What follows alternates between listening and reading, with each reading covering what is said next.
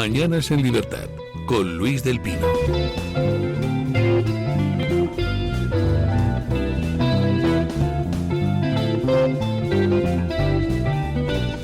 Pues aquí estamos, a punto de empezar en Mañanas en Libertad, la mejor tertulia de la radio española, donde pueden encontrar ustedes un debate con figuras interesantes que argumentan, que además se insultan siempre pero respetuosamente y esas cosas, pues aquí en esta casa. Don Marcos de Quinto, ¿qué tal está usted?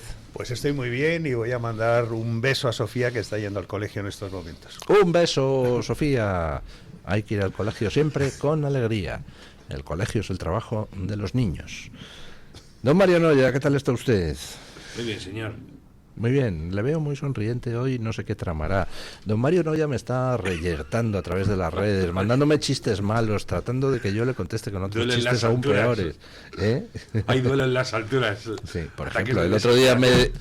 me decía, en estos momentos hay niños belgas que están en coles de Bruselas.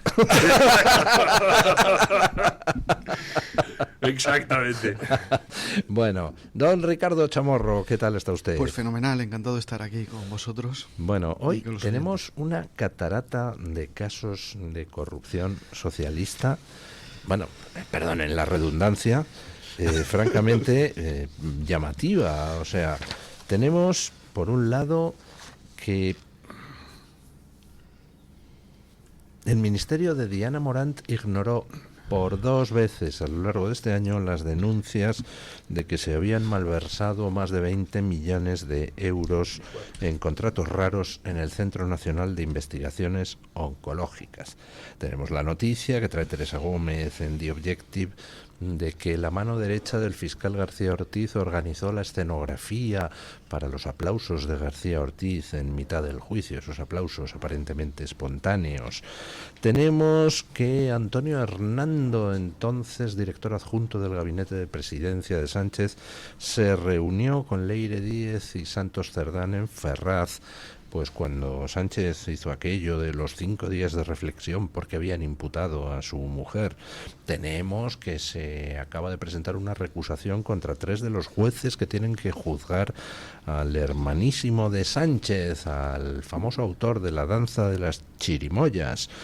Tenemos que Álvarez dice que no da los datos de cuánto costó repatriar a los macarras de la flotilla de Gaza porque es una información confidencial. Tenemos que se declara secreta la causa contra el que iba a ser el sustituto de Santos Cerdán en la Secretaría de Organización del PSOE, que por lo visto se dedicaba a cobrar 2.000 pavos al mes del Ayuntamiento de Dos Hermanas sin trabajar allí. Tenemos que dimite la concejala socialista Inmaculada Medina en el Ayuntamiento de Las Palmas de Gran Canaria después de ser imputada por corrupción en el caso Valca. Mires donde mires, aparece un corrupto socialista. ¿Quedará alguien, como se decía en la Biblia, justo en Sodoma y Gomorra? Yo creo que no, ¿no? Si hacemos una lista de los socialistas honrados, yo creo que nos cabe en el reverso de un sello de correos. Sí. Bueno, yo creo que el problema ya no es que nos roben, sino que cuando son pillados se te encaran y, como decía hace ya tiempo Mario Noya, se te encaran y te dicen, sí, estoy robando, ¿y qué? ¿Y qué? Y ese yo creo que es el gran cambio que se ha producido últimamente aquí en España. Y el tema está en que además están construyendo un país precisamente para poderlo hacer en total impunidad, porque no solo redujeron el delito de las penas por delito de malversación, sino además, oye, pues quieren quitar la instrucción a los jueces y pasárselo a la Fiscalía. Como en la Fiscalía no se pueden quitar al fiscal Luzón, pues oye, pues la dividen la Fiscalía Anticorrupción para otros delitos. Es decir, y así, de manera que al final, oye, pues consiguen cierta impunidad. Y por cierto, todos los medios que ellos controlan de manera directa o de manera indirecta a través de la publicidad institucional o de la publicidad de las empresas que ellos controlan, pues también hacen sordina de todo esto que pueda suceder. Entonces se nos va a quedar un país demasiado bonito, me parece a mí. Esto es de verdad indignante. Fijaos cómo va esto. que ayer Rufián, el infame Rufián, Luego hablaremos de Rufián. le dice al PP en sede parlamentaria: viene aquí el partido más corrupto de la historia de España a hablarnos de corrupción. Y el PP no es capaz de decir: viene aquí uno del partido más golpista de España para proteger al partido más corrupto de la historia de España a acusarme a mí de lo que ellos son, o algo así, no sé. Pero no, el marco lo ponen. Lo ponen ellos. Y los otros se echan atrás y no salen de ahí. Y ahí hay un problema tremendo. Porque ya no es solo que ese sea el marco en el que se produce el debate parlamentario y donde se acorrala al PP, sino que los medios compran ese marco. Sí. Y buena parte de la sociedad, la que está menos politizada y la que no tiene mayor interés en seguir la vida política de manera constante, el marco en el que se va a manejar es ese. Y ojo, que hay mucha gente que se piensa que esto que he dicho le afecta a un nini y le afecta a gente, como se diría cuando no teníamos canas, a pasota. Sí. No. Yo conozco profesionales de primer orden, médicos. Esto es que te quedas súper estupefacto, por otro lado, que no saben nada de política, pero si han visto la tele han dicho: madre mía, la que tiene el PP lía, y tú ya está, se acabó. No voy a luchar contra esto. Pero Mario, el tema es que las reglas de juego han cambiado. Es decir, hay una parte de la sociedad, el Partido Socialista y tal, que han roto totalmente las reglas del juego.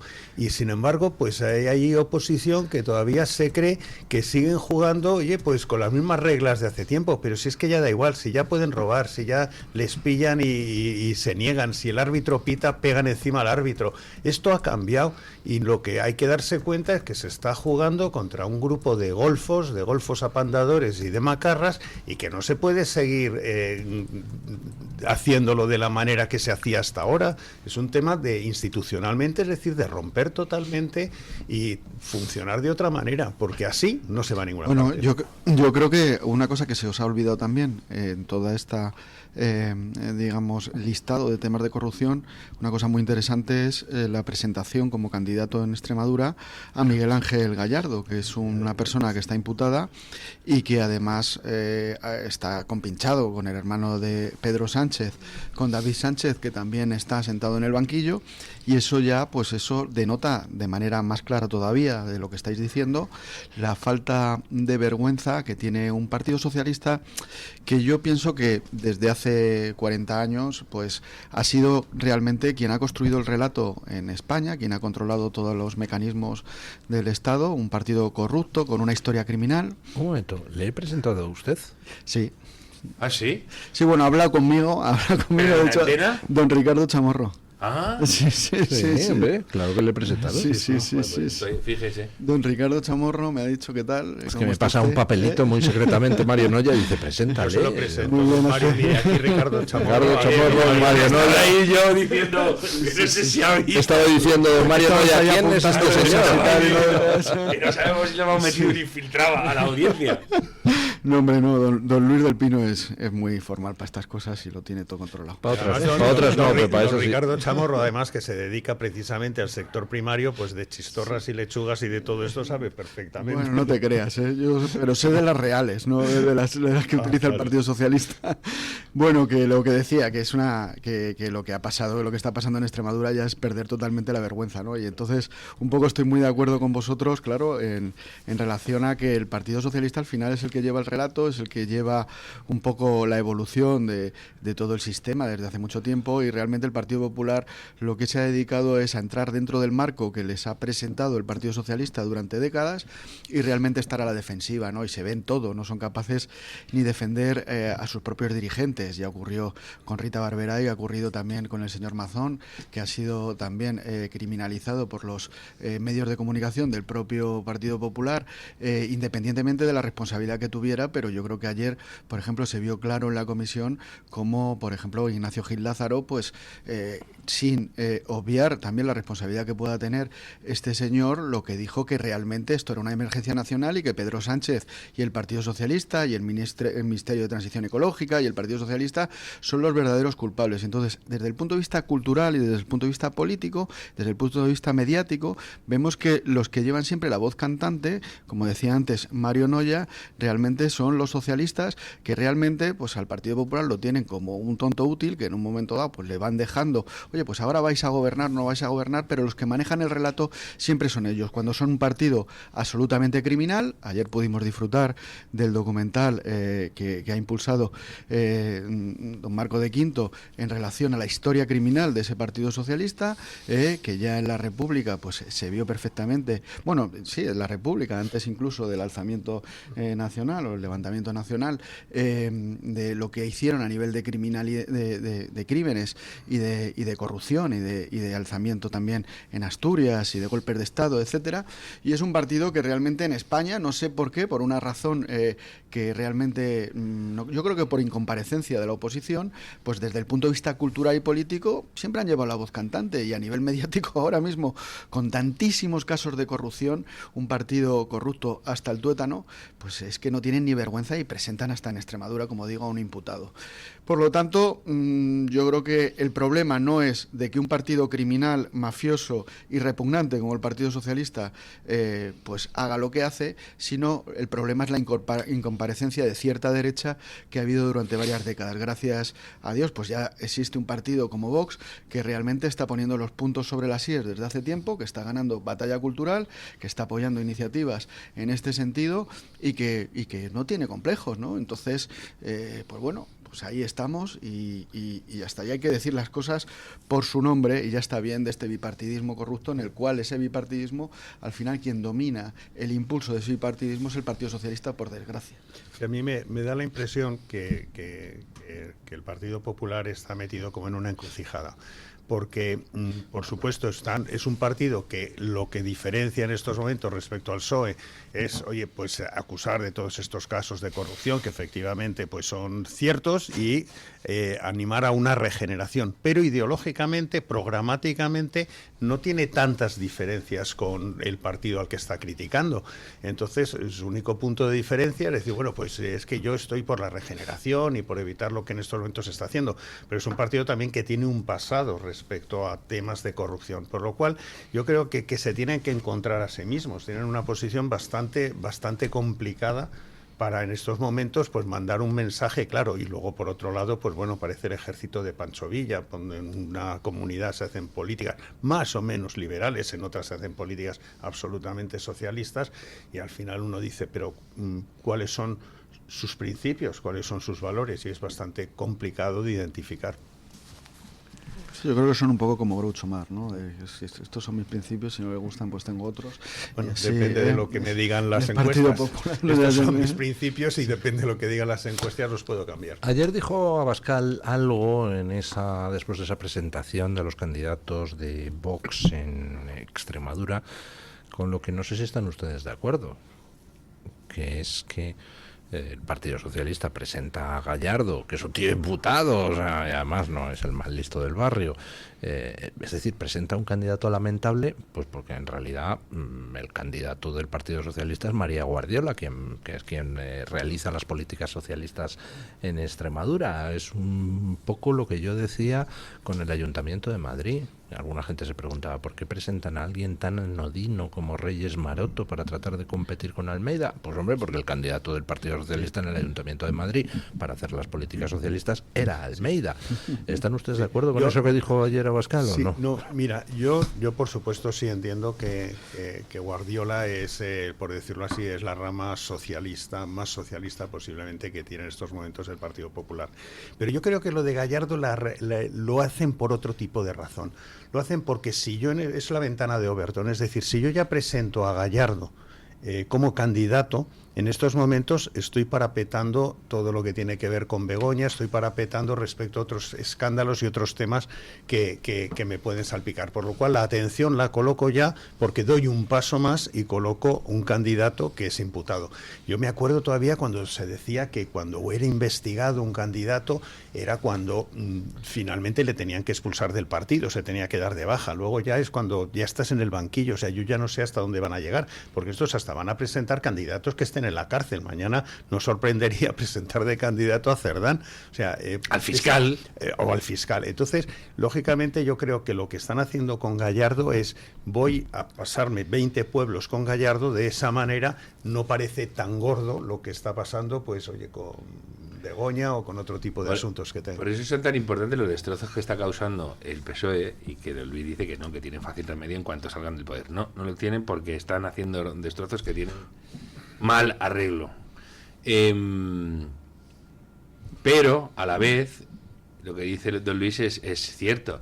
El PSOE, quien lo iba a decir, ha pasado de considerar Extremadura un cortijo a presentarte a un Gallardo que sabe que no va a hacer nada. Es más, yo creo que hasta no le importa que haga el ridículo en Extremadura. Dan Extremadura. Es más, hasta para su nueva estrategia les viene bien tener Extremadura en manos de la oposición. Estos son capaces mañana de empezar a decir que los extremeños son una banda de vagos. Se van a rufianar, pero que lo tengáis súper claro, que lo tengáis más claro que el agua. Igual que en Madrid les viene de maravilla que el poder esté en manos de la derecha para generar cabezas de turco y decir, voy a por un gobierno fuerte, voy a por Ayuso, voy a por el alcalde, y no presentan el candidato allí.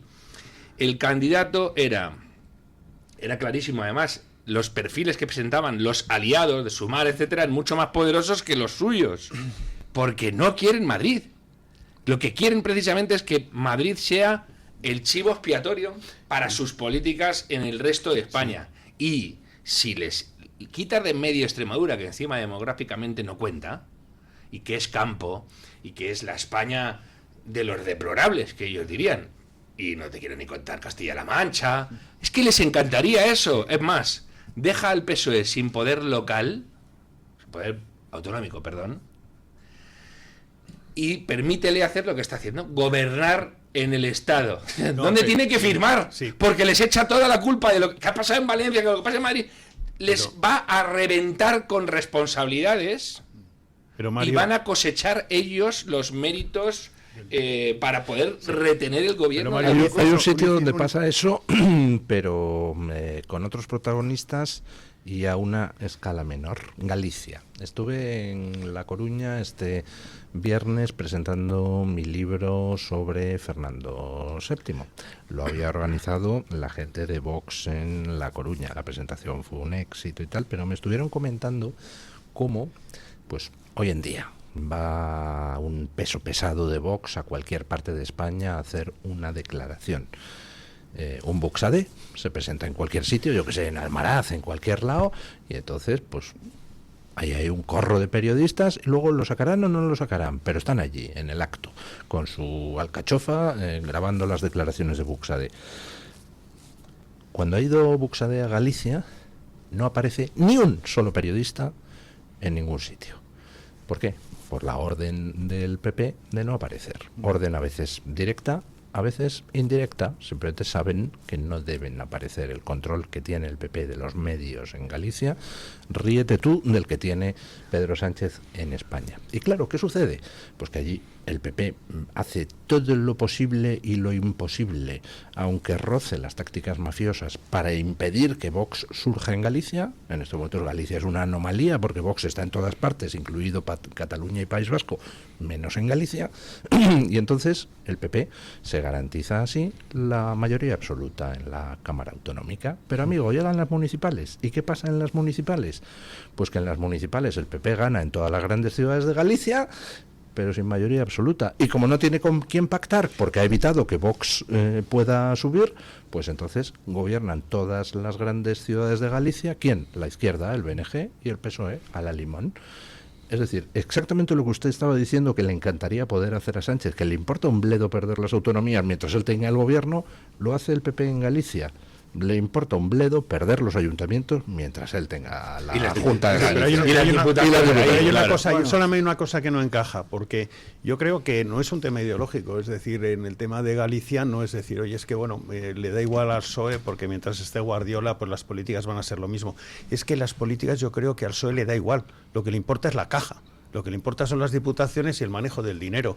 Y entonces perder Extremadura, que dentro de lo que cabe sí podría ser más recuperable que no el caso de Madrid, pues yo creo que para ellos es un jarro de agua fría, porque al final lo que están viendo es el botín y perder el manejo de ese dinero yo creo que es un problema. No creo que les guste el hecho de perder.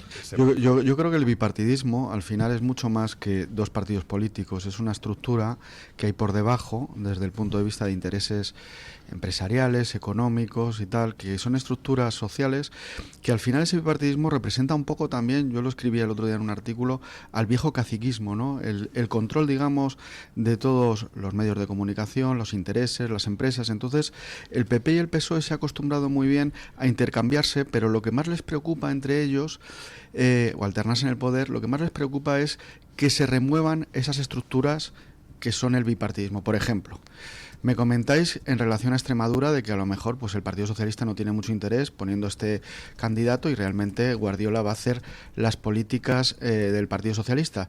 Pero además una cosa muy importante es que no va a tocar nada de las estructuras de ese bipartidismo, de esas estructuras, de esos intereses, de esas mordidas, de esas subvenciones a determinadas asociaciones que llevan viviendo durante décadas en la Extremadura con el Partido Socialista y que van a vivir igual o han vivido igual estos tiempos que ha estado Guardiola allí, que no ganó ni las elecciones porque tiene una minoría y realmente fue investida gracias a los votos de Vox, y además le tendimos la mano para dar una estabilidad y producir un cambio en Extremadura. Pero como no van a tocar nada, yo creo que el Partido Socialista no le preocupa. De igual manera que decíais que el candidato de Pedro Sánchez en Extremadura es Gallardo, yo creo que el candidato en Castilla-La Mancha, por ejemplo, es Paje para Feijóo, porque de hecho el otro día pactaron una reforma del Estatuto de Autonomía en Castilla-La Mancha, que se lo llevaron al Congreso, donde se aumentan 22 diputados de los 33 que se había quedado las Cortes de Castilla-La Mancha por una reforma que hizo Cospedal en el 2013, y los mismos dirigentes que hicieron esa reforma y defendieron esa reforma la han modificado, porque esa reforma del Estatuto que hizo Cospedal en el 2013 también planteaba un límite de mandato a 2 legislaturas, que también modificó el Partido Popular de manera previa para que Emiliano García Paje se pudiera presentar a la tercera legislatura. En Andalucía, otra región similar desde el punto de vista de la idiosincrasia, de la sociología, de lo que hablábamos antes de Extremadura y Castilla-La Mancha. Pues allí ha entrado Moreno Bonilla y tampoco ha tocado ninguna de las estructuras del bipartidismo. Sigue dando dinero a los chiringuitos, a los sindicatos, realmente pues el condicionamiento desde el punto de vista empresarial, comunicativo. En Andalucía, pues también entonces ellos se han dado cuenta que son intercambiables en determinadas regiones porque el Partido Popular nunca va a cambiar. Y lo que digo antes, el candidato de Feijóo es Emiliano García Paje en Castilla-La Mancha, el candidato de Pedro Sánchez seguramente es Gallardo, porque sabe que no va a tocar las estructuras del bipartidismo.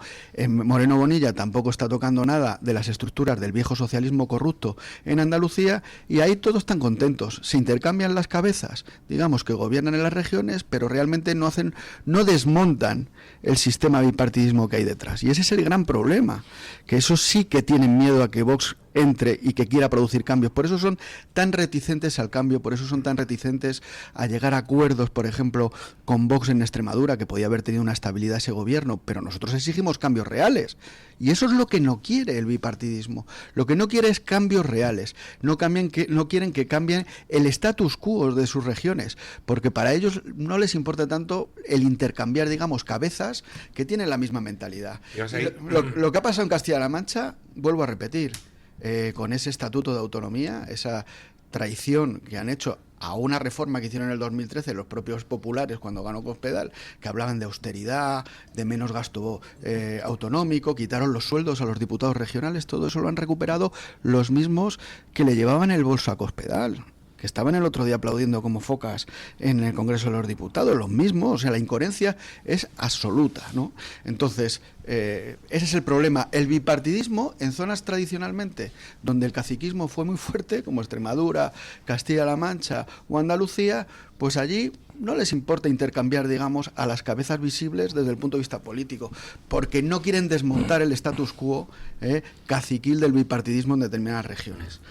Bueno, yo siempre lo he dicho, cuando Feijóo dice que está buscando al PSOE bueno, pues en realidad no sé qué es lo que busca. El PSOE bueno es el PP, ¿no?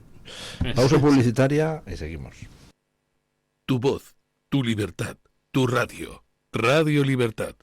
El DHA omega 3 es clave en el funcionamiento normal del cerebro, la visión y el corazón. Si te preocupa el deterioro asociado a la edad, debes tomar DHA. El DHA de Mederi Nutrición tiene certificación IFOS, máximo estándar de pureza y calidad. Busca DHA Pure NPD1 o visita ahora mederinutrición.com. ¿Con cuántas personas te cruzas cada día? En nuestro país, 1 de cada 4 vive en riesgo de pobreza o exclusión social. Una realidad que no siempre es visible. La de más de 12 millones de personas que hacen tu mismo trayecto, que se sientan a tu lado. En la Fundación La Caixa, acompañamos a quienes más lo necesitan, para que nadie viaje solo. Entra en quenadieviajesolo.org. Hazlo visible. Fundación La Caixa. Encuéntranos en iVoox, Spotify, Amazon Music y Apple Podcasts. Radio Libertad, a un clic de distancia.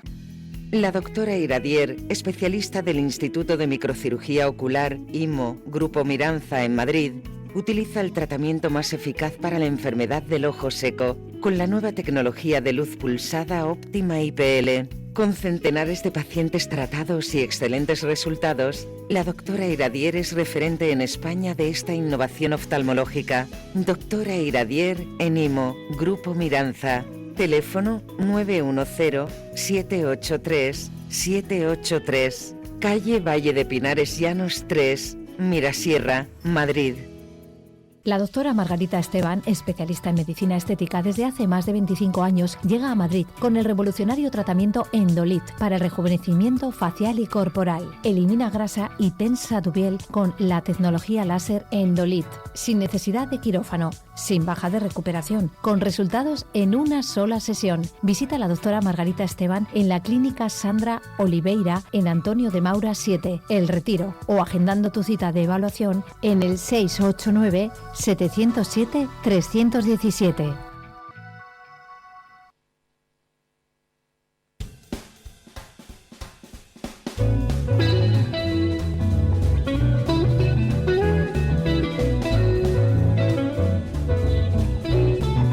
Mañanas en Libertad, con Luis del Pino.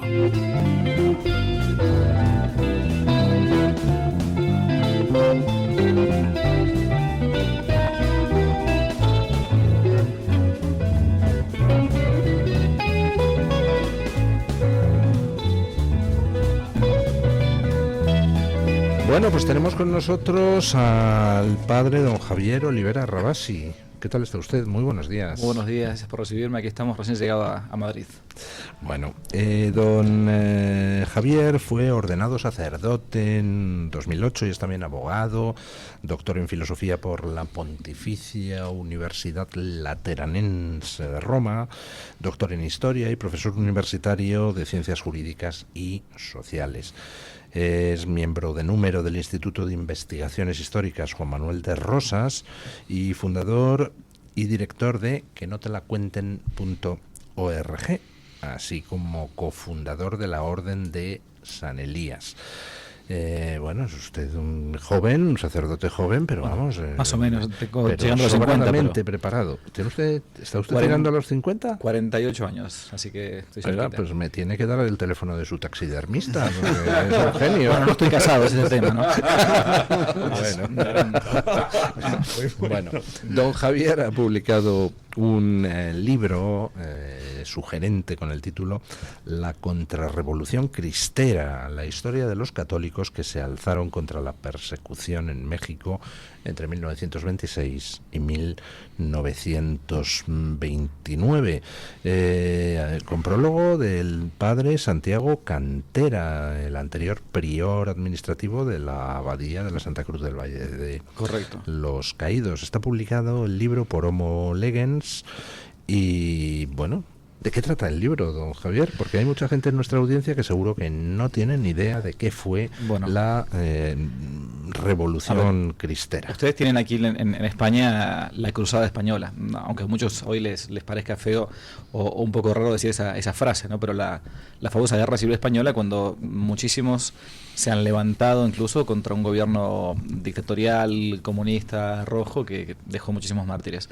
Pero 10 años antes de esa tremenda guerra civil aquí en España, en México hubo algo muy parecido que duró nada más que 3 años. Entre el año 26 y 29, en México ya venía una seguidilla de gobiernos masónicos, anticristianos, en un país donde es mayoría católico. En México se dice que es el 100% católico y el 99% católico y el 100% guadalupanos. Hasta los protestantes son devotos de María Santísima allá en México. Y entre el 26 y 29 hubo una ley tremenda de un presidente, Plutarco Elías Calles, ¿Plutarco? Elías Calles, ¿no? Como se dice aquí. Que aquí decimos Calles. Bueno. Algunos pues muy cultos dicen Calles, pero a mí no me sale. Bueno, y este presidente colocó una ley penal en un país de mayoría católica, digo, donde por medio de la cual se impedía a los católicos hacer cualquier tipo de acción pública. Y uno dice, bueno, ¿qué es una acción pública? ¿Una procesión? ¿Caminar con la Virgen? No. Una acción pública era tener un rosario colgado al cuello, tener una medallita de la Virgen, poner en el dintel de la casa o en la ventana una foto del Sagrado Corazón de Jesús o lo que fuere. A su vez también eliminó el matrimonio sacramental, expropió, como famosas típicos, como pasó acá con Mendizábal, aquí en España, las leyes famosas de desamortización, quitó los bienes de la iglesia, impidió la educación religiosa y, sobre todo lo que fue tremendo, le quitó la administración de los templos a la Iglesia Católica. Templos que eran propiedad privada, no eran propiedad pública. Entonces esa ley motivó que en el año 26, estoy resumiendo simplemente, los católicos comenzaron a hacer una serie de recursos legales. O sea, la contrarrevolución cristera es un ejemplo concreto de cómo el pueblo puede levantarse contra un gobierno tiránico, dictatorial, y siguiendo incluso todas las leyes morales de 2000 años de historia de la Iglesia. Primero la resistencia pacífica y a su vez legal, recursos de amparo, firmas, etcétera. Después la resistencia pacífica pero ilegal, por ejemplo por medio de un boicot o cosas así. Y finalmente, cuando ya no queda otra opción, la resistencia activa física, una revolución, una contrarrevolución violenta, ¿no? Contra un gobierno que estaba oprimiendo, incluso martirizando a muchísima gente. Y en esto que hizo la Iglesia, como la Iglesia ya no podía administrar los templos, hizo algo muy, muy raro, al menos hasta para mucha gente hasta el 2020, no lo habían escuchado nunca, pero el 2020 lo van a entender porque digo eso, que fue suspender el culto. O sea, el 1 de agosto del 26, como la Iglesia entraba en vigencia la ley, la jerarquía eclesiástica dijo ya que nosotros no podemos ejercer el culto lícitamente dentro de nuestros templos y tenemos que estar como sometidos al gobierno como si fuésemos una especie de iglesia oficial estilo ortodoxo ruso. Vamos a dejar los templos librados a la buena de Dios. Se quita el Santísimo Sacramento, el Jesucristo en los sagrarios, y dejan las puertas abiertas. Bueno, y obviamente el gobierno comienza a tomar posesión de los templos y se convierten en hospitales, en prostíbulos, literalmente estos prostíbulos, en cárceles. Y es cuando los laicos mexicanos actúan. Dijeron, bueno, yo no voy a permitir que la parroquia donde mi abuelo se casó, yo me bauticé y qué sé yo, venga a ser profanada. Y comienzan a defender los templos. O sea, así comienza la contrarrevolución cristera o la cristiada, por la defensa de los templos.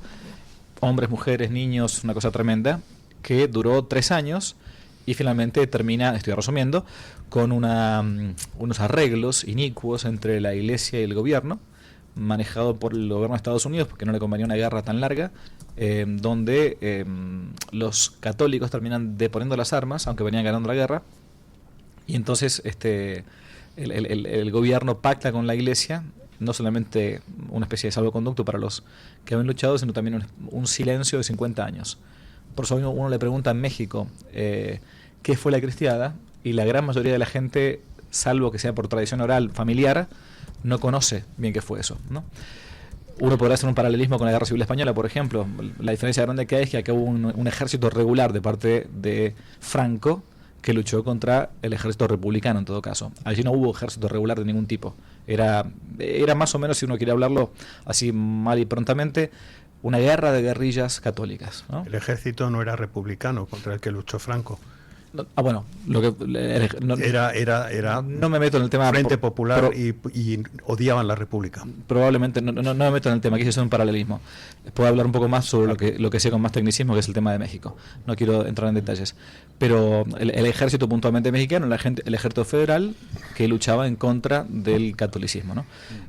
Muchos desertaron de los federales, por eso hubo 250.000 muertos. 250.000 muertos, de los cuales 200.000 fueron del ejército federal y 50.000 del ejército digo entre comillas, ¿no?, de las tropas católicas. Eso fue un poco la cristiada. Hay muchísimos mártires, muchísimos beatificados y canonizados, y muchísimos más que no. Una pregunta, ¿siguen Diga. existiendo leyes en México que limiten el culto católico? A ver, en la década de los 80, cuando el Papa Juan Pablo II viajó a México, la guerra cristiana termina así. Los arreglos, o el modus vivendi que se le llama, es una cosa tremenda, porque uno dice, bueno, ok, la ley Calles fue la ley que comenzó con todo esto. Entonces es muy sencillo, ya que los cristianos venían ganando la guerra y se llegó a un acuerdo, es derogar la ley Calles, pacificar la cosa, amnistiar a la gente y se acabó. ¿Qué hizo el gobierno? El gobierno dijo, no, si amnistiamos a todo el mundo, o si derogamos la ley, mejor dicho, vamos a quedar como que nosotros perdimos. Entonces dijimos, el arreglo es el siguiente: la ley va a quedar, pero no vamos a aplicar la ley. Por eso es que los cristeros pusieron el grito en el cielo diciendo, esto no va a ser así. ¿Qué sucedió después con el tiempo? Que poquito a poco esa ley quedó en la letra, y cuando el gobierno o los gobiernos querían, la aplicaban. Por ejemplo, esto que estoy haciendo yo, estar en sotana, estaba prohibido. O sea, estaba prohibido andar en la calle con sotana, o una monja con hábito, porque era una manifestación pública de la fe. Y por eso cuando Juan Pablo II viajó a México su primera vez, tuvo que pagar una multa. Por cada día que pasaba, el vestido de sotana pagaba una multa. La pagó un empresario mexicano, por cierto, ¿no? Después, con el tiempo, terminó derogada esa ley, porque ya caía en desuetudo, como se dice. Hoy en México hay leyes que están en vigencia y otras que quieren imponerse. Por ejemplo, hace 2 semanas, hay un proyecto de ley en el Parlamento presentado para que los sacerdotes no puedan hacer manifestaciones públicas en las redes sociales, de ningún tipo. No puedan hablar en redes sociales.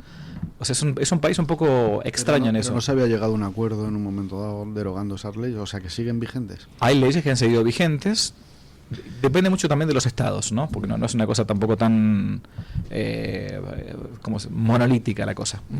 Luego, una puntualización simplemente, cuando decía Marcos de Quinto, aquí cuando hubo la guerra civil, realmente fue una parte del ejército la que se rebeló, pero la gran mayoría del ejército estaba con la República y de hecho controlaban todo el armamento, toda la fuerza, perfecto, el ejército regular. Es decir, realmente una parte, y luego hubo muchísimos voluntarios que a través de alféreces provisionales y otra serie de mecanismos se presentaron voluntarios y lucharon en la guerra civil. Es decir, es similar, porque realmente en los años anteriores también hubo una represión brutal, un asesinato, quemar de iglesias, toda esta cuestión que también hizo levantarse a muchísima gente, porque se atacaba también, digamos, el sentir religioso también de los españoles, aparte de los crímenes y los asesinatos, y el asesinato sobre todo del jefe de la oposición, que lo asesinaron pues guardias armados, de la Guardia Armada vinculados al Partido Socialista.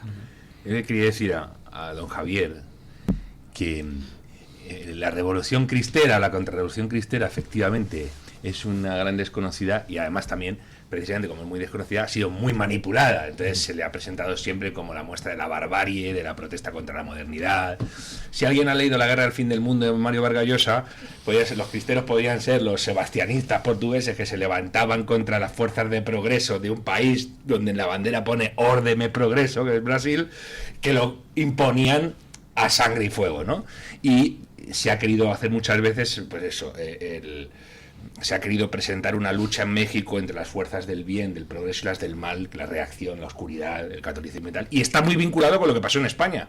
Porque los revolucionarios españoles que tomaron el poder de la República veían lo que pasaba en México y decían, esto queremos hacerlo nosotros. México, además, fue un país fuera de la Unión Soviética que fueron los que de verdad transformaron socialmente y arrasaban con todo. Entonces venía una fuerza muy poderosa de un país como México con tanto peso que marcaba un poco el paso, y todas las leyes anticristianas, anticatólicas que se promulgaban en España tenían un ejemplo muy fuerte en México, y encima en México, que precisamente venía de una tierra tan vinculada a María, ¿no? Lo que se dice Guadalupe y tal, que te dicen, yo tengo un amigo mexicano, dice, aquí hasta los judíos son de la Virgen de Guadalupe y tal, ¿no? Entonces, es interesante lo que está comentando, porque la manera de confeccionar el relato marca mucho la manera que tienen los países de interpretar su propia historia, y en México, ya digo, yo creo que sí, que consiguieron que los propios católicos entraran ahí, y explica, por otro lado, que el Partido de la Revolución Institucional, un nombre más marciano no se puede concebir, durara tanto tiempo y que le costara tanto a los movimientos conservadores mexicanos abrirse paso. De hecho, siguen sin abrirse paso. Sí. Y hay gente, alguno va a cortocircuitar, que ha considerado que López Obrador era un gran defensor del mundo conservador.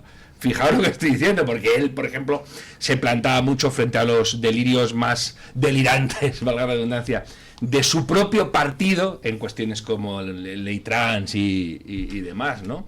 Yo le quería preguntar precisamente, don Javier, ¿cómo ve? ¿Hay alguna reacción en la hispanosfera, por decirlo así, para reinterpretar el pasado en este tipo con este tipo de fenómenos? La Revolución Cristera, en España con la Guerra Civil, lo hemos visto con el documental de Bien Pared. Argentina también está revisando su pasado, mucho más vinculado con el terrorismo previo a las juntas militares. No sé, ¿ve que hay alguna manera se está reinterpretando la historia de otra manera? ¿Es una manera de dar la batalla cultural? A ver, yo creo que es una de las mejores maneras, porque a ver, cuando la izquierda, yo no soy de izquierda por las dudas, aviso, ¿no? Cuando la izquierda toma el poder, nuevamente lo que busca siempre es tratar de reescribir la historia, por aquello de Orwell, ¿no? Que domina el presente, domina el pasado, y que domina el pasado, domina el futuro, ¿no? Entonces, siempre ha hecho lo mismo. La batalla cultural, en el sentido de las letras, de la historia, de las ciencias sociales, es fundamental, porque si no, ese lavado de cerebro que existe en las generaciones más jóvenes hace que después terminen pensando como el partido dominante quiera. Tanto en España sucede lo mismo, como en México, como en mi país, Argentina. Entonces, uno de los modos de llegar a recomponer un poco ese orden natural, ni siquiera sobrenatural, ese orden natural establecido, es buscando la verdad. O sea, solamente la verdad te hace libre, el error o la mentira te termina esclavizando. Y el error o la falsedad histórica termina que un pueblo hace que un pueblo termine siendo un pueblo dominado. A mí me pasa muchas veces cuando vengo acá a España a hablar, no de estos temas de México, me ha pasado muchas veces cuando vine a dar conferencias sobre el tema de la conquista de América. En general digo, el español tiene el culo sucio respecto a la conquista de América. Y cuando uno viene a decirle, mire, yo vengo a darles gracias a ustedes, a los españoles, porque yo, gracias a ustedes, sus antepasados, hablo en español, rezo a Jesucristo, todavía creo en el orden social cristiano, y lo que ustedes hicieron fue una epopeya en América. Entonces muchas veces la gente se queda mirando con la boca abierta, diciendo que usted qué barbaridad está diciendo. Si usted es hispanoamericano, usted debería decirnos usted la leyenda negra hispanoamericana contraria, que mataron a todos los indios. Escúcheme, yo vengo de allá, conozco que no mataron a todos los indios, porque si no seríamos todos rubios, altos de ojos azules. O sea, eso no es así. Pero sucede que tanto el liberalismo por un lado y también la izquierda por otro, junto con el protestantismo, que ha hecho sus cosas a partir del siglo XVI y XVII, hizo que uno tuviese esa especie de complejo de ser hispano, ¿no? O ese complejo de ser español, diría uno casi, ¿no? Que casi que tiene que pedir permiso para decir que uno es español, o pedir perdón, ¿no? Y es todo lo contrario. No habría existido jamás una cristiada si no hubiese existido Cortés. No habría existido jamás es así. Pero es que durante muchos siglos los mexicanos han sido españoles, de pleno derecho, reconocidos por la reina Isabel II. Es que eso era Nueva España. Exacto, efectivamente. México no existiría. Es decir, son más españoles. Otro tema es que en algún momento, pues hayan decidido independizarse de Totalmente. España. Pero su raíz es española, absolutamente. Incluso los indios fueron españoles, pues claro, españoles de pleno derecho, con todos los derechos, con los mismos que podría tener una persona en Almería o que pudiera tenerla. Pero eso que usted dice no es lo que habitamente uno escucha acá en España, justamente es un lavado de cerebro gigantesco. Pero hay que escuchar más a mexicanos como Zunzunegui o como... Sí, estuvo muy bien el otro día. Yendo un poco de nuevo al libro, en él traza usted un paralelismo con algún otro caso histórico. Ya hemos hablado de los paralelismos que pueden existir con la persecución a los católicos durante la Guerra Civil Española, pero hay un paralelismo quizá más claro en el del alzamiento de la Vendée contra el gobierno revolucionario francés. Sí, probablemente sea la mejor analogía, digamos, ¿no? La contrarrevolución de la Vendée en Francia, toda la zona de la zona oeste, o la Joinnerie, también la parte norte incluso de Francia, que se rebela contra la República Francesa, es lo más parecido que quizás ha habido a la contrarrevolución cristera. No por nada, por ejemplo, las mujeres, había un grupo de mujeres en la Cristiada que se llamaban las Brigadas Femeninas Santa Juana de Arco, no por nada se ponen ese nombre. Brigadas Femeninas Santa Juana de Arco. Era un grupo de mujeres que asistían a los cristeros dándole municiones, llevándole provisiones, dando información, a veces sobornando a soldados federales para conseguir información, que hacían un pacto de silencio. Hay mucho secretismo en todo lo que implica la cristiada porque era una guerra de guerrillas. Entonces trabajaban como en células las mujeres, y por eso algunos dicen que el milagro más grande de la cristiada fue que la mujer mexicana guardó un secreto durante casi 20 años. Porque terminada la guerra cristera, recién 20 años después se empezó a conocer la existencia de esas brigadas femeninas, que eran mujeres civiles, laicas, que en células por lo general de A3 iban trabajando y pasando información, o a veces también disparando. Con la diferencia con la Vendée de que en la cristiada pues ganan los que se alzan contra el gobierno anticristiano, mientras que en la Vendée gana el gobierno republicano, y el genocidio que comete con los cristianos en Francia fue absolutamente brutal. Eso sí fue un verdadero genocidio de los nuevos modernos. Pero en el caso de la cristiada, militarmente hablando, ganan los mexicanos católicos, no gana el gobierno. Lo que pasa es que después, con los arreglos, les hacen, entre comillas, hacer perder. Entonces, si ya había estados, el estado de Jalisco era un estado ya cristero, con un gobernador cristero y todo. Y eso motivó a que el gobierno mexicano sí o sí presionara mucho más para terminar una vez por todas con los arreglos. Arreglo que, por cierto, fue inicuo de parte de la Iglesia, porque la Iglesia no sabía, cuando digo la Iglesia jerárquica, estoy hablando yo, la inmensa mayoría de los obispos mexicanos se había exiliado. Solamente 3 había quedado con el pueblo en la clandestinidad. Y entonces se hacen un arreglo, movido por el Papa Pío IX, por cierto, Pío XI, digo, para que los cristeros depongan las armas y de ese modo volviese la paz a la Iglesia y al país de México. Para los que quieran más información sobre la cristiada, pues evidentemente comprense el libro del padre Oliver Arrabasi, que se titula La Contrarrevolución Cristera, editado por Homo Legens, con prólogo del padre Santiago Cantera. Y si se quedan ustedes con más ganas, pues si quieren abrir boca antes de comprarse el libro, ¿qué tal está la película Cristiada? Que donde salían Eva Longoria y Peter O'Toole. Andy García. Fue una película que se estrenó hace como 15 años, por las dudas, digo, para que los más jóvenes que quizás estén escuchando no la conozcan. Y lo que hizo esa película fue por lo menos lavar un poco la imagen a nivel popular, de divulgación, de lo que fue esa época histórica en México. Está muy buena en general, obviamente tiene licencias cinematográficas naturales, y bueno, tan buena estuvo que en México estuvo nada más que 2 semanas en cartel y después el gobierno mexicano la sacó de cartel. No quería que se viera. ¿Cuánto estuvo? 2 semanas. 2. Si puedo hacer una pregunta, don Luis. ¿Puede usted hacer incluso más? No, quería preguntar, ¿los cristeros siguen operando como organización? ¿Tienen algún tipo de organización secreta?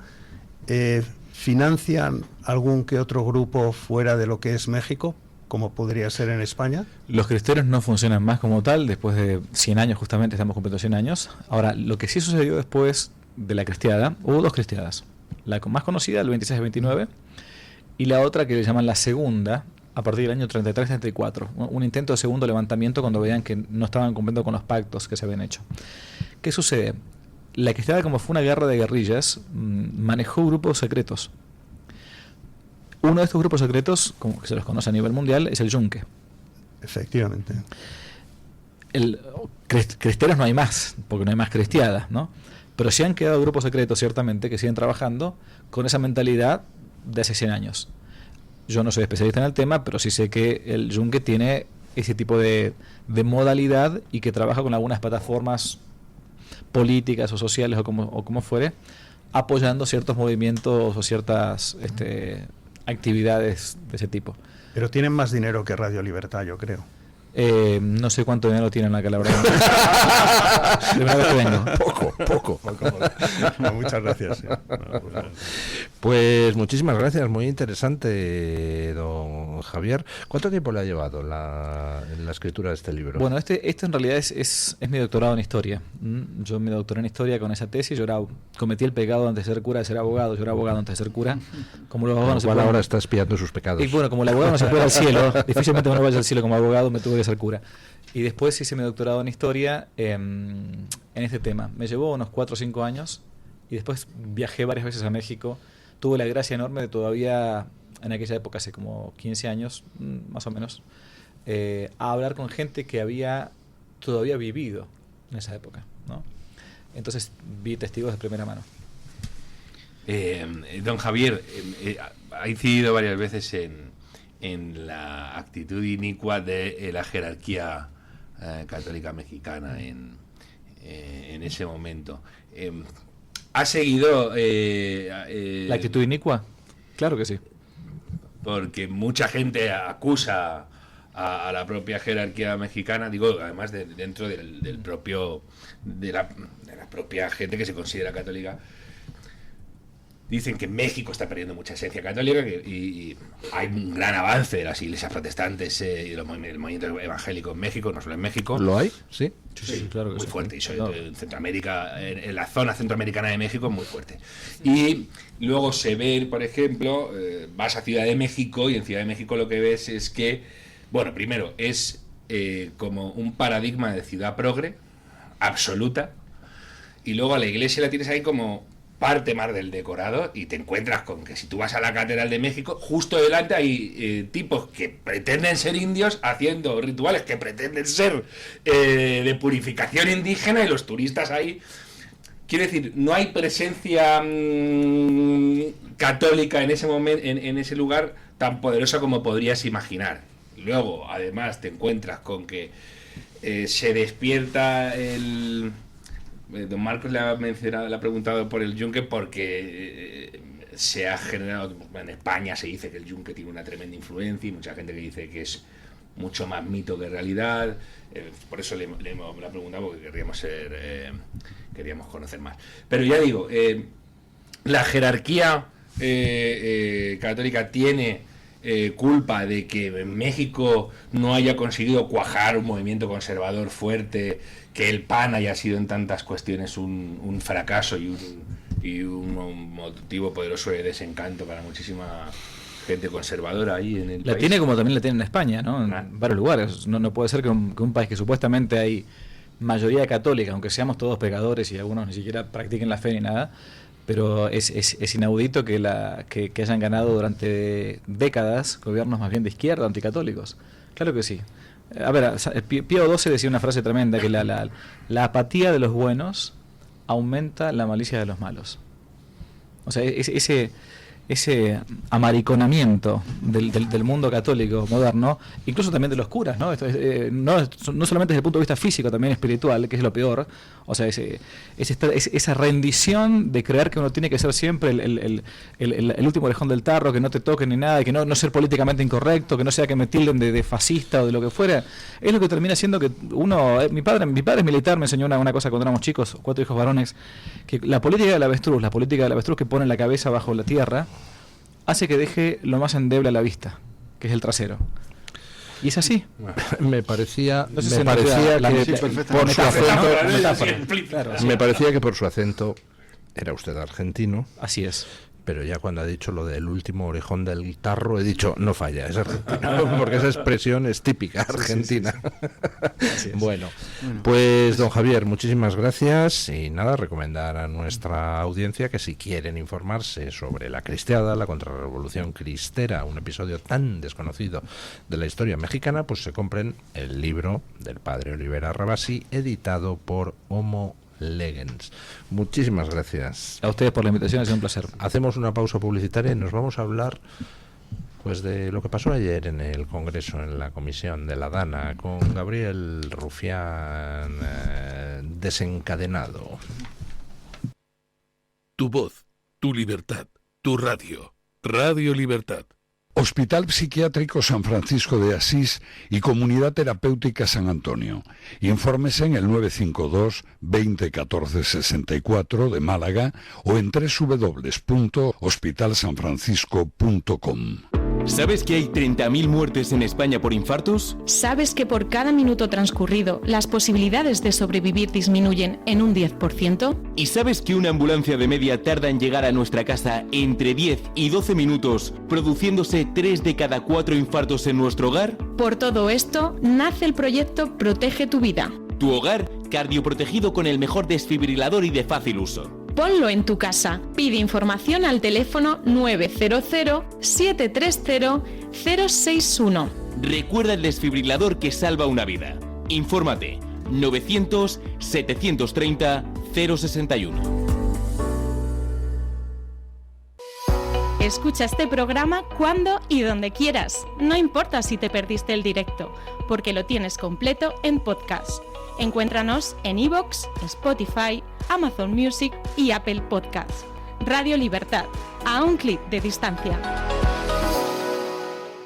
El Teatro de la Zarzuela recupera El Potosí Submarino de Emilio Arrieta. Una zarzuela cómico-fantástica en 3 actos bajo la dirección musical de Iván López Reynoso, en una desternillante versión de Rafael Villalobos sobre la corrupción y el tráfico de influencias en la España del 93. Del 19 al 30 de noviembre en el Teatro de la Zarzuela. INAEM, Ministerio de Cultura, Gobierno de España. El DHA omega 3 es clave en el funcionamiento normal del cerebro, la visión y el corazón. Si te preocupa el deterioro asociado a la edad, debes tomar DHA. El DHA de Mederi Nutrición tiene certificación IFOS, máximo estándar de pureza y calidad. Busca DHA Pure NPD1 o visita ahora mederinutrición.com. Disfruta de la radio, del medio de comunicación más creíble. Radio Libertad, Madrid 107.0.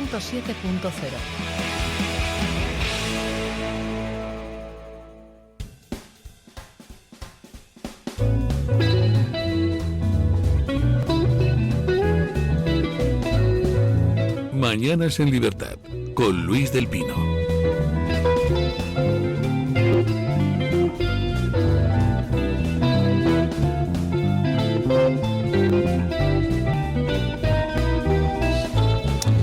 Son las 9:30, 8:30 en las Islas Canarias, y no sé si don Julio López Peña tiene por ahí el audio ayer de Rufián en el Congreso de los Diputados. Escuchen.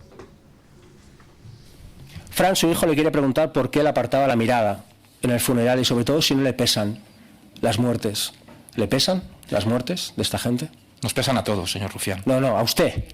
¿Le pesan a usted? Nos pesan a todos. A mí no me pesan. ¿A usted? Y nos duelen. ¿A usted no le pesan las víctimas? Yo no era el que tenía que activar la alerta. Pero usted sí que podría... Yo tampoco. ¿Cómo que no? No. ¿Pero qué me está diciendo? Yo no. Y por tanto, eso que usted no es el protocolo de funcionamiento, es un borrador que está por validar por parte del Ministerio. Bueno, mire. ¿Por qué veta a las víctimas? ¿Por qué veta a las víctimas? Yo le pido perdón al resto de 229 víctimas porque no me ha dado tiempo. Yo no he vetado a ninguna víctima nunca. Que se calle. 229 víctimas que no me ha dado tiempo a relatar. Yo aquí he venido a hablar, pero usted no quiere. No, yo no tengo ningún miedo porque yo no me escondo. Yo le he dicho fuera que es y le digo a la cara, usted es un inútil, usted es un mentiroso. usted es un incapaz, señor Rufián. usted es un miserable, Silencio. usted es un homicida Gracias. y esto es un psicópata. Tiene que acabar. Y ojalá pague Tiene con cárcel que acabar, señor todo Rufián. lo que ha Gracias. hecho. Gracias. Y ojalá señor el pueblo de Valencia Gracias, les deje de señor votar. Rufián. Gracias. Bueno, yo ya lo he comentado en las noticias de las 8. Mira que yo he defendido a Rufián en numerosas ocasiones, pero esto de ayer solo demuestra la extraordinariamente escasa catadura moral de un Gabriel Rufián, que lo que quiere es centrar el tiro en Mazón, para alejar los focos del verdadero responsable de la catástrofe que se llama Pedro Sánchez, de cuyo futuro depende el futuro de Rufián, ¿no? Que de qué va a vivir fuera de la política. Sí, yo creo, don Luis, que este tipo de comisiones, lo que están haciendo los inquisidores es como una competencia entre ellos, a ver quién consigue ser un poco más escandaloso. Le da igual sacarle una información al que están en estos momentos preguntando, sino simplemente es una competición entre ellos a ver quién consigue luego más minutaje en los medios de comunicación. Y en esto pues hay que reconocer que el premio se lo ha llevado Rufián. Él va ahí, insulta y tal, y entonces consigue que su intervención la pongamos aquí en Radio Libertad, la coloquen en todas las cadenas, en todas las televisiones, y estará él feliz diciendo, pues seguramente volveré a estar en las listas de Esquerra Republicana, porque dentro de todos los que, de Yone Belarra, de todos los que han estado, los de Compromís, que han estado interrogando a Amazon, pues yo he conseguido muchos más minutos de medios en estos momentos para Esquerra Republicana que lo que han conseguido los otros inquisidores. Y entonces ahora estará feliz diciendo, qué bien, mira, salgo hasta en Radio Libertad. Yo creo que este es realmente el teatro, el circo que están montando. Lo que pasa es que, Marcos, es que la política es así. Sí, es decir, que tú tienes que dar la batalla cultural y tienes que hacer... Es decir, la batalla no es un pantanito que se va pudriendo en un momento. Aquí la dialéctica, la lucha cultural, el avanzar posiciones es fundamental. Y él hace lo que él considera que tiene que hacer, porque él es una persona que lo tiene claro para montar su numerito. Pero por mucho que nosotros racionalicemos, en la política hay mucha emoción. Y entonces, lo que realmente es repugnante desde mi punto de vista es la tibieza, la falta, digamos, de fuerza a la hora de defender a un propio dirigente por parte del Partido Popular. Yo creo que ayer fueron dos intervenciones en las que se va a quedar la gente, que es la de Ignacio Gil Lázaro, en la que le hace un interrogatorio a Amazon donde deja clarísimamente que el culpable es Pedro Sánchez, y atacando a un gobierno socialista que no ha construido las infraestructuras y tal, y que no le quita tampoco responsabilidad a Amazon, pero de manera muy agresiva dice claramente y señala quién es el culpable. Y el otro... ¿Quiere usted que escuchemos a Ignacio Gil Lázaro? Sí. Un momento, nos lo está preparando don Julio López. Ahí. Bueno. Inmediatos. ¿Es cierto que el presidente del gobierno le desaconsejó solicitar el nivel 3 de emergencia? Lo hizo públicamente todo el gobierno de España. Bien, ¿considera ahora que el presidente del gobierno quiso engañarle y lo logró? Desgraciadamente, cada vez que lo pienso estoy más convencido de ello. ¿Cree usted que el gobierno eludió premeditadamente tomar el mando de la emergencia como debía haberlo hecho, sin necesidad de petición previa por parte del gobierno autonómico, ya que la ley del Sistema Nacional de Protección Civil y la ley de Seguridad Nacional así lo determinan en función de las características de la catástrofe y de la magnitud de los medios precisos a movilizar para dar respuesta a la misma? Pues yo lo que digo es que si tan evidente era lo que estaba ocurriendo, si tan evidente era que lo sabía todo el mundo menos la Generalitat, si tan evidente era que la Generalitat no estaba trabajando adecuadamente, o que estaba zozobrando, o que estaba dudando, la delegada de gobierno, que está perfectamente habilitada por la ley para tomar el mando para salvar vidas, solo se me ocurre una reflexión: o no tomó el mando para que el Partido Popular pagara una tragedia, y no me quiero imaginar que eso sea así, o simplemente es que tenía tan poca información como lo... es que ¿Le he cortado a usted? Sí, no, es que se ve clarísimamente que bueno, pues se preparó una interrogatorio a la ofensiva por parte de nuestro grupo parlamentario, a la ofensiva para señalar realmente los responsables. Y esos responsables se llaman Pedro Sánchez, Teresa Rivera, Gobierno Socialista y también en parte el Gobierno Popular, que también ha tenido responsabilidades de gobierno y no llevó a cabo determinadas infraestructuras. Pero aquí hay que señalar a Pedro Sánchez. Y entonces podemos estar hablando de Rufián, que agresivo y tal, y seguramente los medios del Partido Popular hablarán mucho de Rufián y no hablarán de Ignacio Gil Lázaro. Pero es que los medios del Partido Popular y el Partido Popular hicieron dimitir a este señor Mazón el mismo día que se sentó en el banquillo al fiscal general del Estado, para tapar precisamente que se sentaba el fiscal general del Estado. La tibieza de estos señores del Partido Popular, pues realmente lo que dan es alas a gente como Rufián. O sea, no, Rufián hace su papel, pero claro, y nosotros siempre contraponemos digamos, nuestras actuaciones desde el punto de vista público para señalar al Partido Socialista, que es lo que hay que hacer en la batalla política y en la batalla cultural. Y ya está. Murieron gente en Castilla-La Mancha precisamente por esa gota fría. Murió gente también en Andalucía. Y murió gente, muchísima gente, también en Valencia. En el momento que se afectan distintas comunidades autónomas, la responsabilidad de una emergencia nacional es del Gobierno de España. Independientemente de los problemas de gestión o las ausencias de gestión que haya podido hacer el Gobierno autonómico del Partido Popular. Gabriel Rufián es basura. Es repugnante.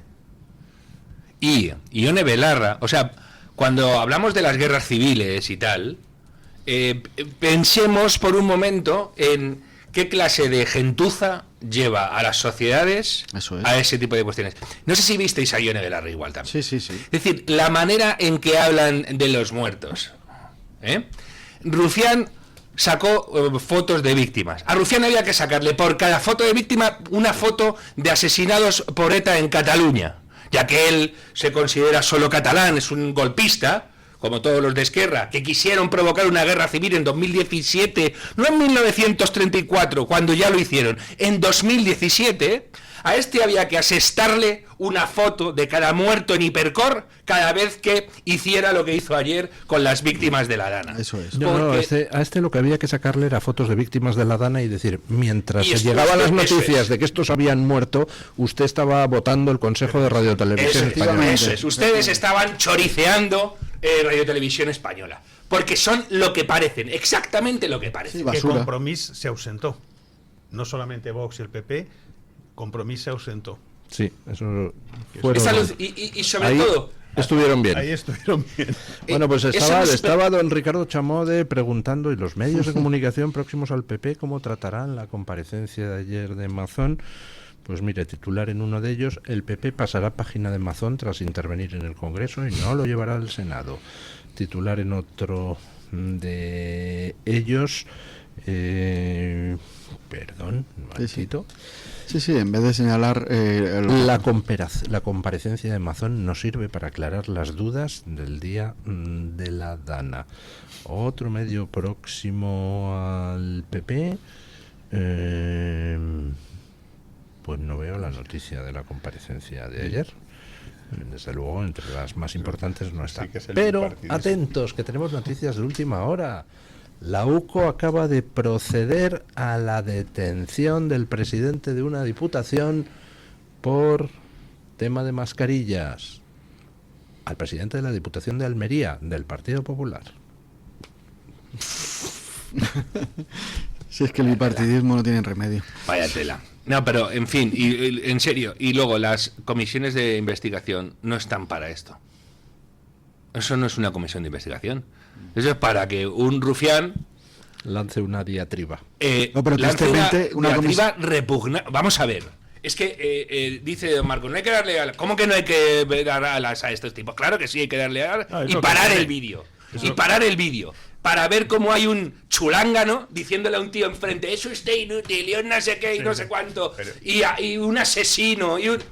Pero, ¿de qué estás hablando, amigo de Otegi? ¿De qué estás hablando? Esto es el Sálvame, pero fíjate la diferencia entre Gil Lázaro, que tiene una intervención absolutamente estudiada y muy bien planteada, y el otro que en el fondo no se ha preparado nada y que de repente dice, yo voy ahí, insulto y voy a conseguir que salir en todos los medios. Pues bueno, Sí, pues se lo ha pues preparado, así está, Marco. chaval. Llevaba las Sí. fotos de las víctimas Sí.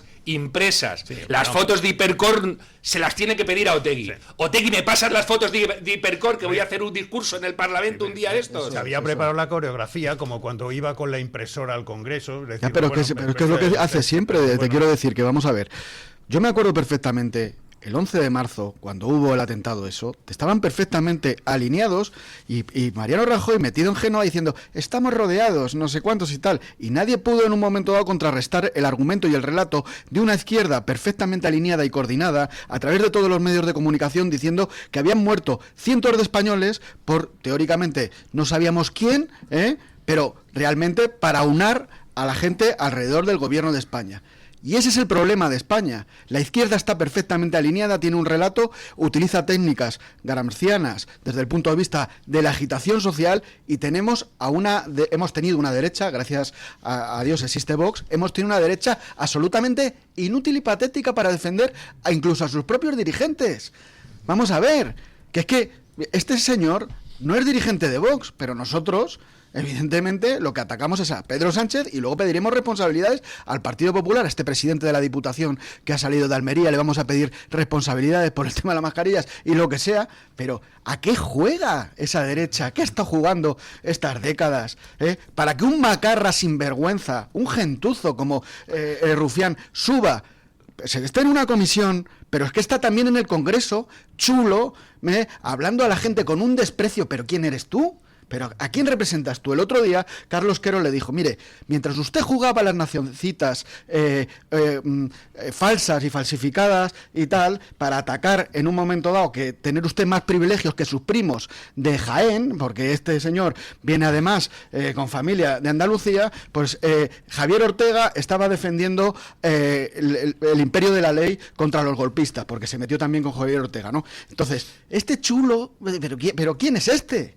Este es un tío que representa y que defiende a Companys, que hablábamos antes de la guerra civil, que era un genocida y un asesino, que defiende a golpistas, que está alineado, un chulo además, que se va aquí por las discotecas de Madrid a bailar aquí, a hacerse el chulito, gastándose el dinero de todos los españoles, que decía que se iba a ir del Congreso de los Diputados. Pero este tipo de gentuzo, entonces a este tipo hay que hablarle, como dice Mario Noya, con esas palabras y contestarle, no decir, no, vamos a pasar página como ha leído don Luis del Pino y no vamos a hablar del tema de Amazon. Pues que ya tendría que salir sus propios compañeros. Los periodistas parlamentarios a este lo le dieron el premio a la de Bildu.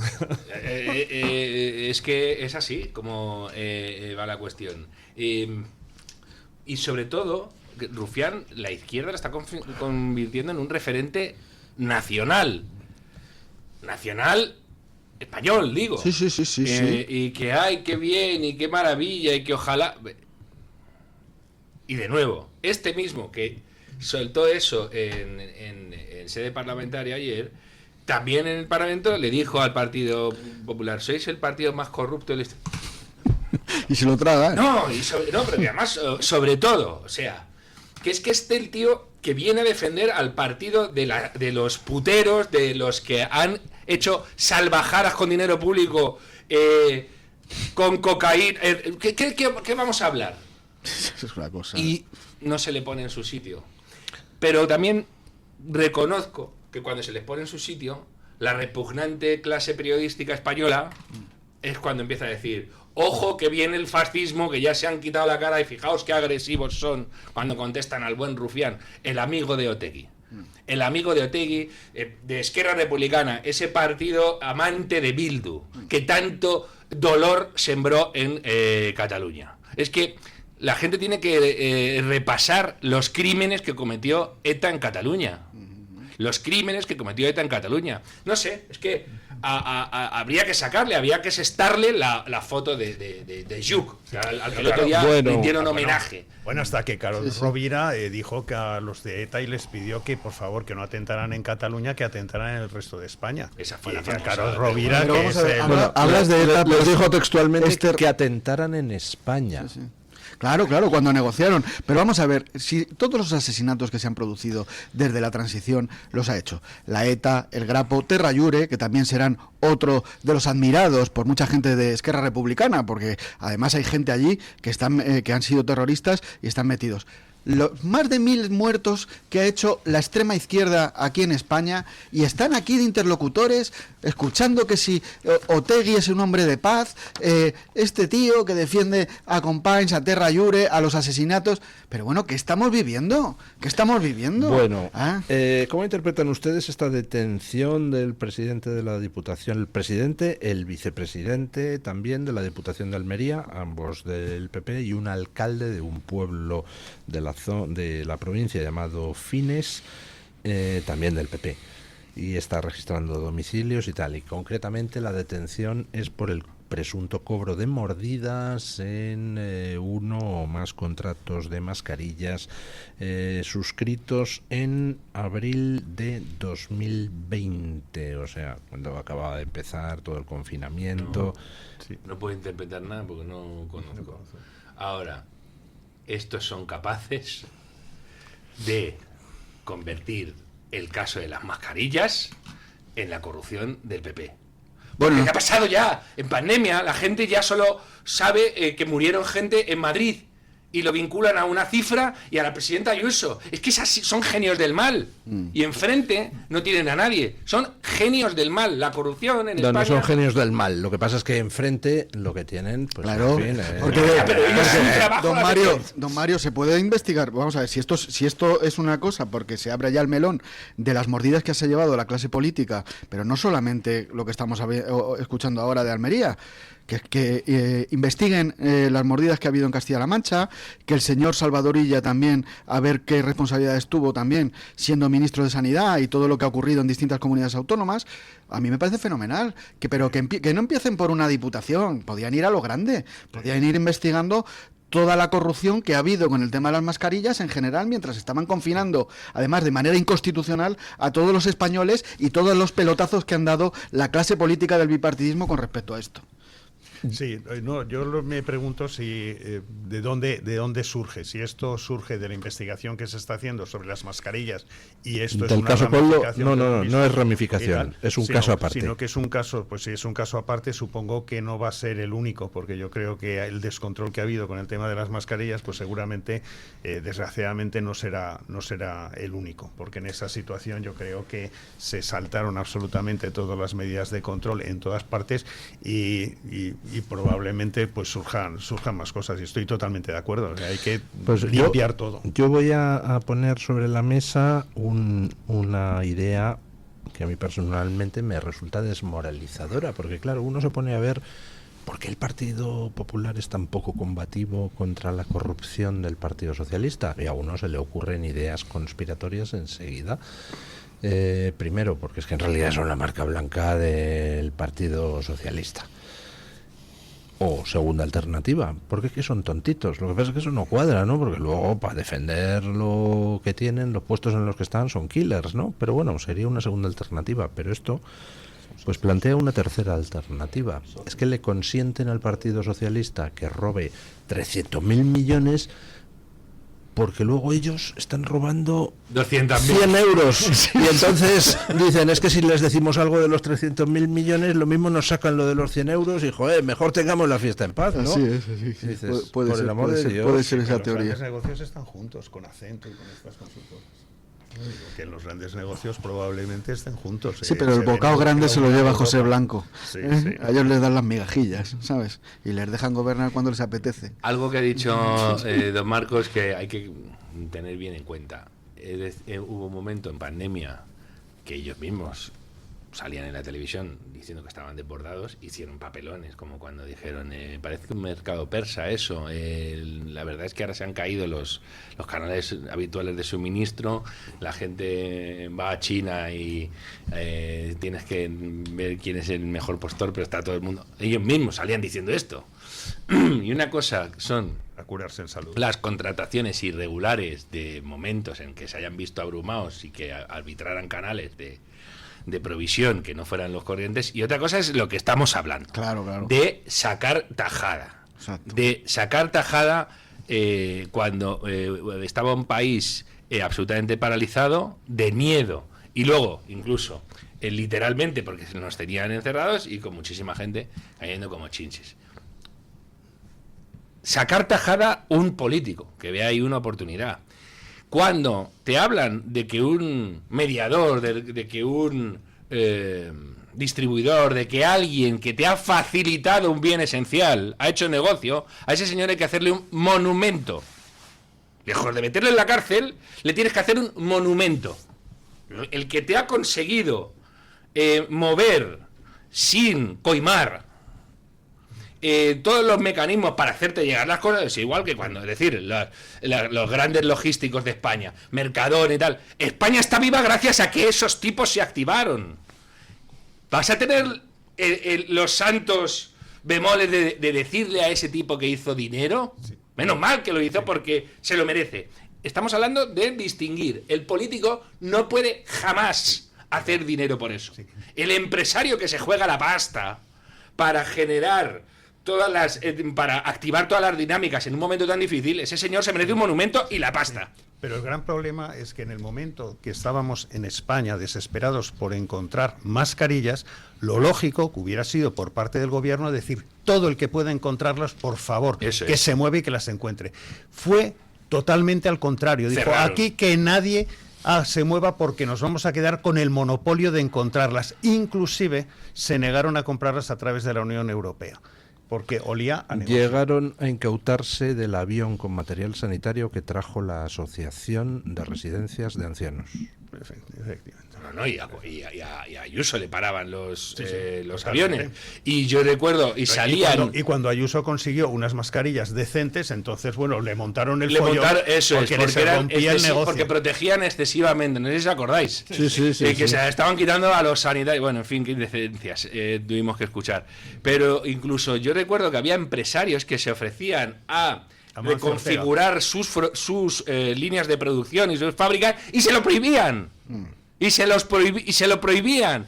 Estos tipos que luego... Yo conozco a uno de Elche concretamente. Luego, pero y encima, si me dijeran, no, es que tuvimos la suerte de estar en manos de verdaderas eminencias que tenían perfectamente controlado y localizado el mal, no tenían ni idea. Sí. Es que estos tipos luego nos dijeron después que lo que hacían era prohibir salir a la calle porque no tenían mascarillas. ¿Os acordáis de las justificaciones a toro pasado que hizo el señor Simón?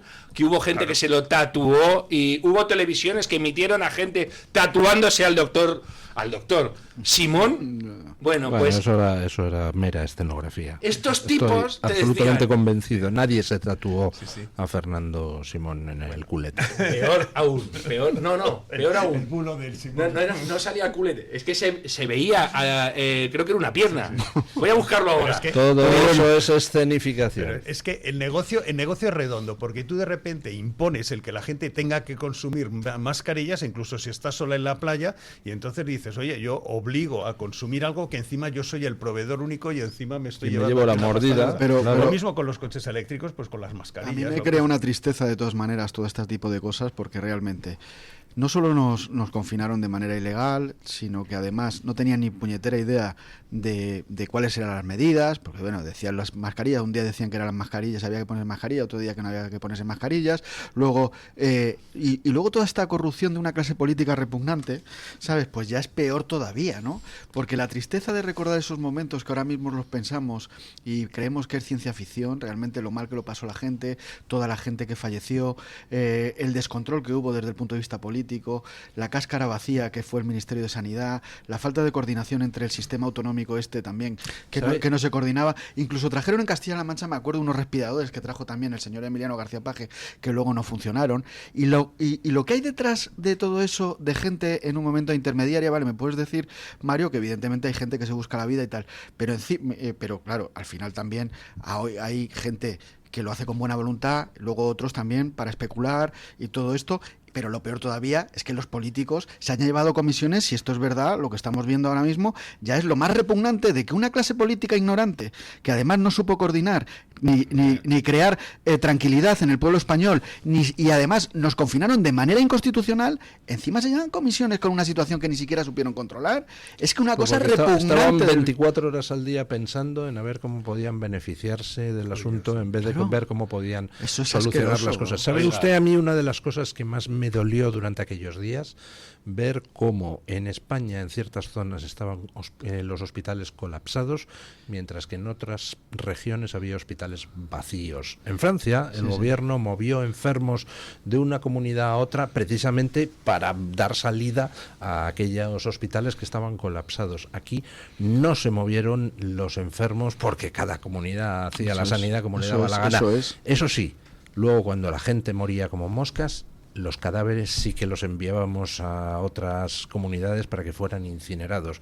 Y hubo gente que enterró a algo que le dieron, que le dicen que era su padre, y no lo saben si era su padre o no era su padre. Es absolutamente asqueroso, es el fracaso del sistema autonómico, es el fallo de un Estado que ha dejado de ser nacional, que encima estaban los buitres, la gentuza y determinados políticos, según estamos viendo, especulando realmente y llevándose mordidas. Es una cosa para estudiar y para que lo pague la clase política que tuvo responsabilidades con respecto a eso. Es verdad que fue una cuestión, pero lo que dice usted es que en otros países, como Francia, realmente pues utilizaron todos los mecanismos nacionales para estar al servicio de los ciudadanos, no aquí, que encima hasta se han llevado mordidas. Tiene narices, para salvar a una persona no puedes atravesar la frontera autonómica, para enterrarla sí.